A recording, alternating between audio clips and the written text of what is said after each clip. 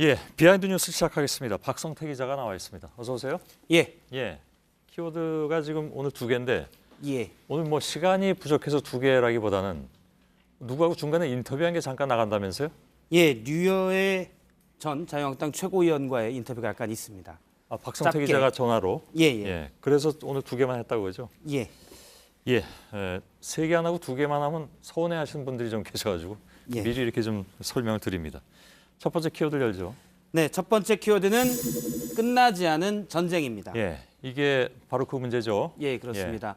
류여의 전 최고위원과 홍준표 대표의 갈등이 계속 심했었는데 예. 여전히 끝나지 않았습니다. 오늘 류여의 전 최고위원이 페이스북에 공개한 사진 하나를 보면 예. 접수 증명원으로 되어 있습니다. 밑에는 국가인권위원회라고 되어 있는데요. 사건 번호 18-진정하고 아, 진정위는 여기다 집어넣군요. 예. 예, 이 사안을. 예.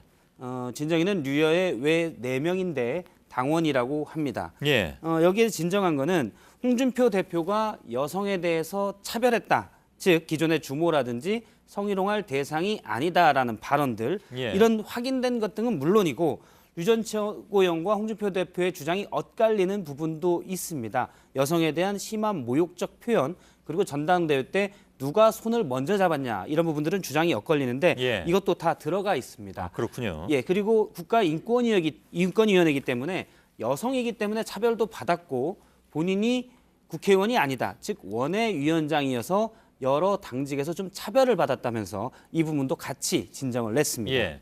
그러면 지금 국가인권위원회에서 이 진정을 접수를 했다면서요?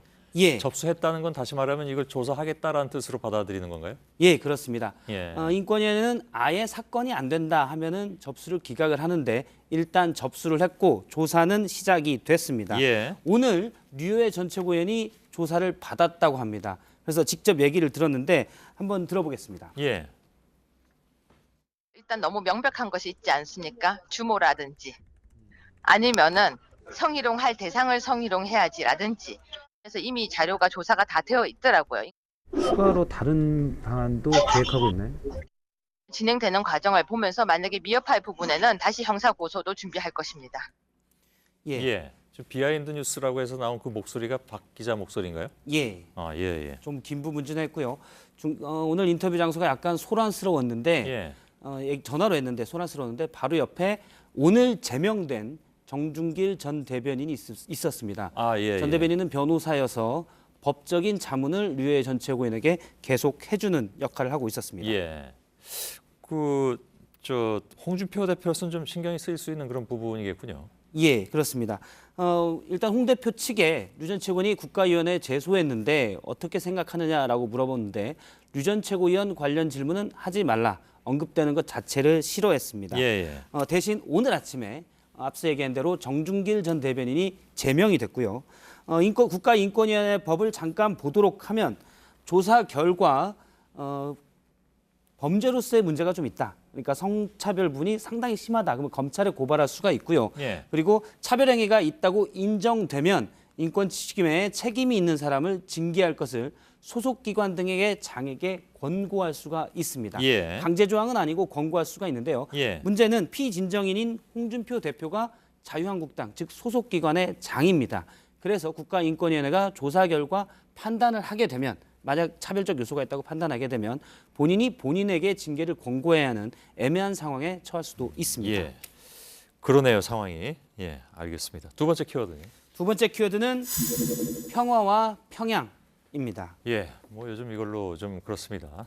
예. 예. 오늘 새벽부터 있었던 걸 잠깐 보면 예. 오늘 오전 4시 2분 30초 현재 국내 한 포털의 실시간 검색 순위입니다. 1위가 평화올림픽이고 2위가 평양올림픽입니다. 예. 30초 뒤에 순위는 바뀌는데요.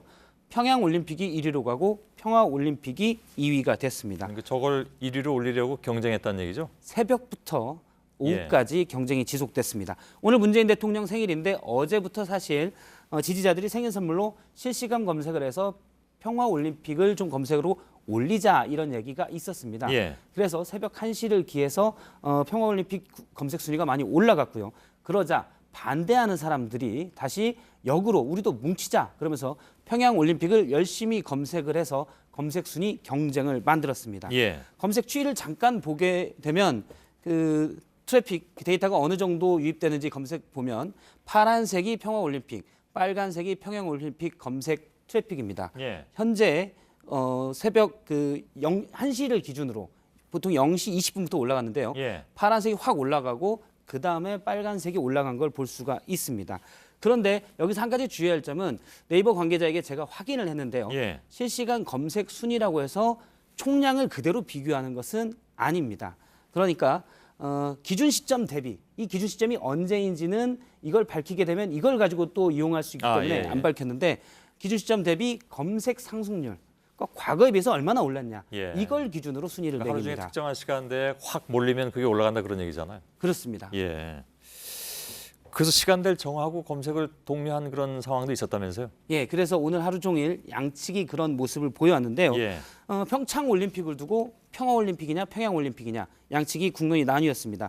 그런데 고대 올림픽이나 또는 이를 계승한 근대 올림픽의 정신은 평화고요. 좀 더 정확하게 얘기하면 휴전입니다. 그러니까 누가 옳다 그르다를 아예 따지지 말자.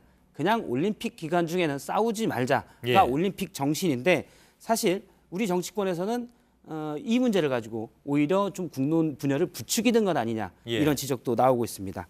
오늘도 하루 종일 평화올림픽, 평양올림픽이 검색 순위를 두고 싸웠는데 이걸 누른 것은 오후 2시쯤에 확정된 정현 선수의 호주 오픈 예. 테니스 4강 진출이었습니다. 예. 모든 검색 순위를 눌렀습니다. 예.